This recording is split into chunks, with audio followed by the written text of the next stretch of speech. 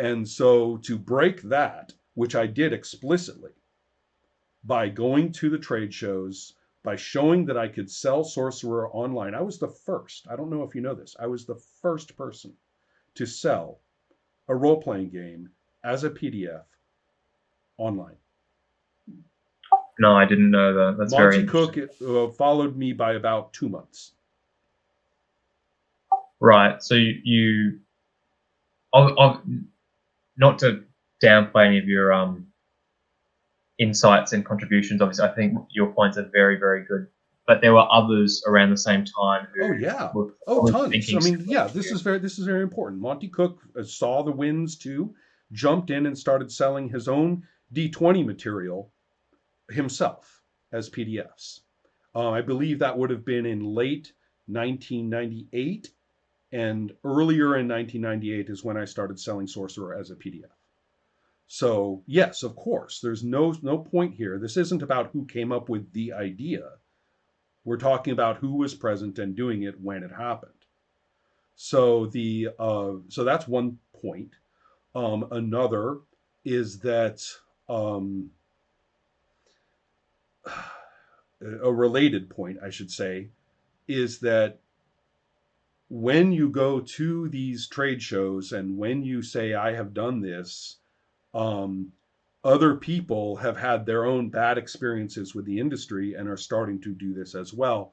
John Wick also should get credit for his game Orc World, where he did what today we would think of as blogging your way through a game design, which back then, blogs didn't exist. So, there's no, that it doesn't really have an equivalent. But the point is that he uh, enlisted the community of people interested in his work in following his process through designing and releasing the game. So Orc World is also, all of this is happening at once. People within just a few years after that, younger people um, who were they were mostly coming from a metal bands and punk bands model. People like Luke Crane and Jake Norwood, they were looking at the way that those record industries operated and said we should come in from the punk side and do it, the way they did it. How is it that these obscure metal bands can keep going year after year after year after year with a limited customer base and without these elaborate ad campaigns? Well, let's do that. So I was working from the independent comics model, which is very similar. Anyway, you can see that, when we found each other, we became very mutually supportive. And that was Yeah. another point that I emphasized. So I went to the industry people and said, this is what I'm doing. It's already working. And if you want to get in on it, you can. And what I really pushed for was for the stores to set up indie shelves, just like indie label, just like at the record stores. Right. So I went to the last time I went to the Gamma Trade Show in the early 2000s.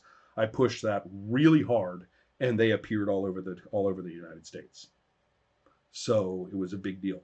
Luke Crane went the next year and pushed it even harder.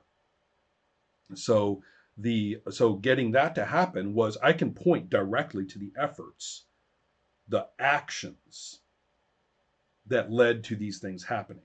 So it wasn't merely me floating there happening to have been born at a particular time that associates me with these processes. I can actually point to the actions, and I can tell you they were not easy. I had to get nose to nose with people who insisted that this was bullshit, that I didn't understand the industry. And I actually Right. had to publicly go nose to nose with them and actually break their point of view so that others would listen. This wasn't an easy Yeah. thing to do. So No, there's, I can. and remember, this is a small group. Remember what I was talking about it being kind of a trivial industry?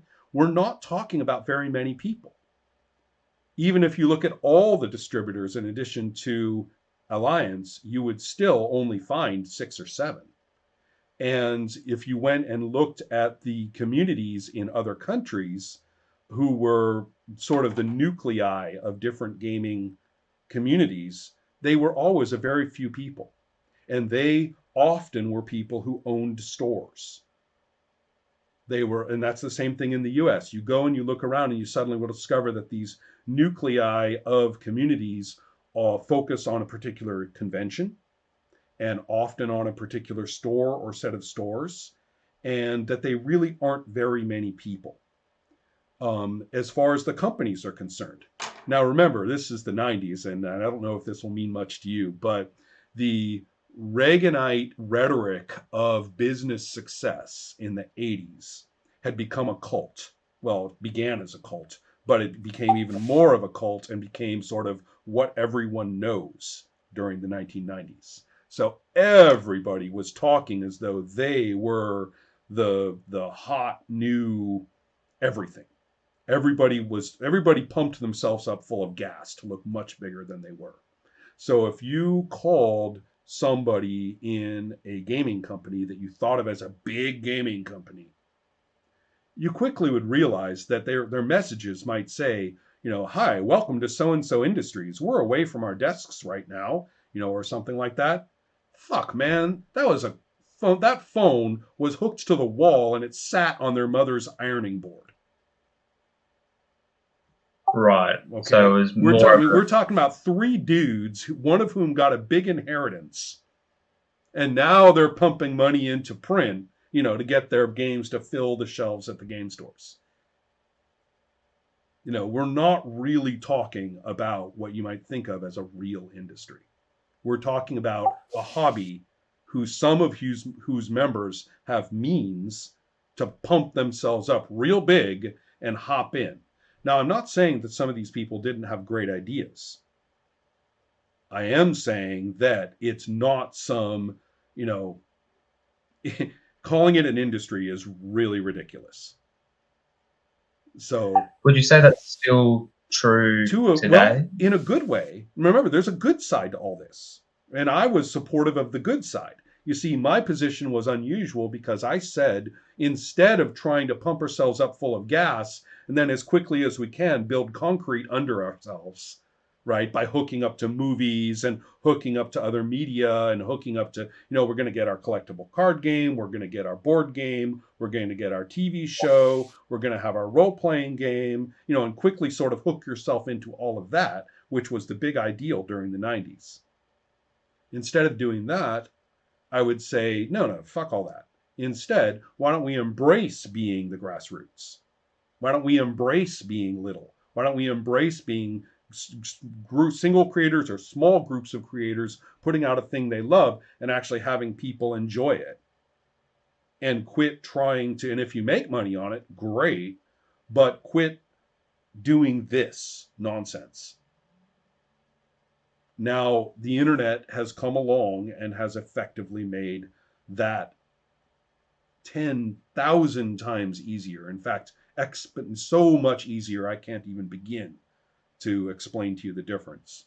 But even though that would have happened without me, the technological ability and the communicative ability to make that happen, the ideological defiance for people to actually take pride in it was modeled by me and a number of people like me, either independently of me or having found me and creating a mutualism among us. I'm old enough to remember back when the original role-playing games were published, they all advertised for each other in the back of every game. Oh, right. And so I encouraged that. Would that have happened without me? I'm not sure.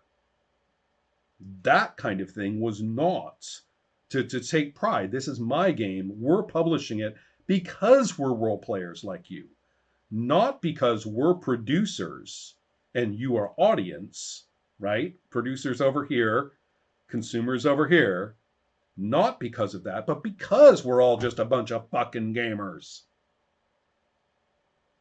Now, that particular point of view was not favored. That particular point of view was regarded as horrifying.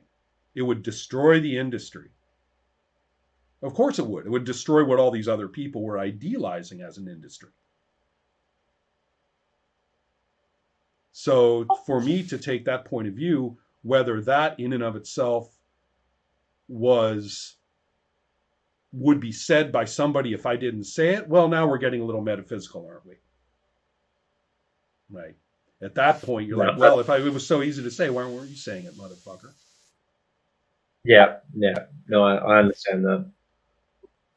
Looking back, it seems for especially as you were saying, the rise of the internet and all those other platforms to be able to distribute work a lot easier, there has seemed to be a general trend in the rise of indie games. What do you think that means for like new designers? Do you think it's a lot easier Well, there are two now? things. There are two problems that they face. Now that the old dragon that nobody remembers, thank God, is dead, we unfortunately face new ones. And the first new one rises from, and here I will also take credit or blame, in saying that I refused to brand the Forge. I never permitted anybody to put a Forge logo on a game. I never, uh, I never permitted basically. I mean, people could make companies if they wanted to, but I never permitted the Forge to become a company. It was never incorporated. It never had income. You may not know that the Forge was not a monetized platform at all. We didn't sell advertising. We didn't collect emails and sell them. We didn't do anything regarding money at all. There's like a donation button, and if I'm not mistaken, it made probably less than 3 digits throughout the entire 12 years. Right? So that's it. So um, I refused, and I was pressured and requested and begged multiple times. Let's get okay. We've hit.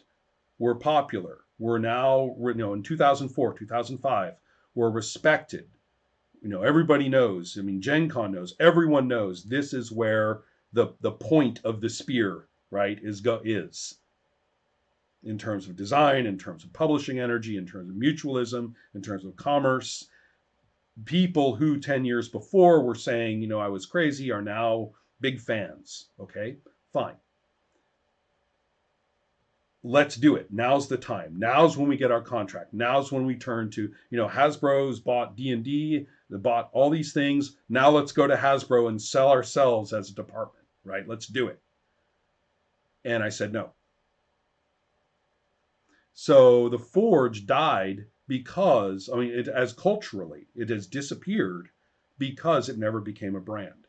It was replaced by two aggressively branded terms, both of which can be seen in their own ways as direct rebellion or defiance, and they are very unusual in this. One of them, Story Games, was a site created as a defiant splinter away from the Forge. It was not the inheritor of the Forge. It was deliberately saying, we are not you. Okay, so that's one thing. And Story Games was moderated and run in such a way that I considered to be profoundly toxic, and it did create a coalescence of the way to play, the way to be, the way to do it, how to make a game, how to do everything. And so Story Games as a term became an extremely narrow, extremely socially reinforced thing to do. They also appropriated the word indie in the more casual sense, not of independent, but of hip. Okay? And so this phenomenon is one thing. So Story Games is a brand. OSR is also a brand. OSR's origins are somewhat hilarious if you look at their proponents' claims, but the point is that many of the people who were involved, just like the people at Story Games, were actually pretty active at the Forge, and that's kind of a I don't know if you would call it a secret, but it's not openly stated very often, because one of the selling points of the OSR was that it wasn't like those terrible new people we're going back to the old originalism. And so that was, but they branded it as a name. It got a logo, and and what's interesting is that even though proponents of the OSR are often extremely dismissive toward the Forge, even if they know about it at all, they actually represent the Forge ideal far more than Story Games does.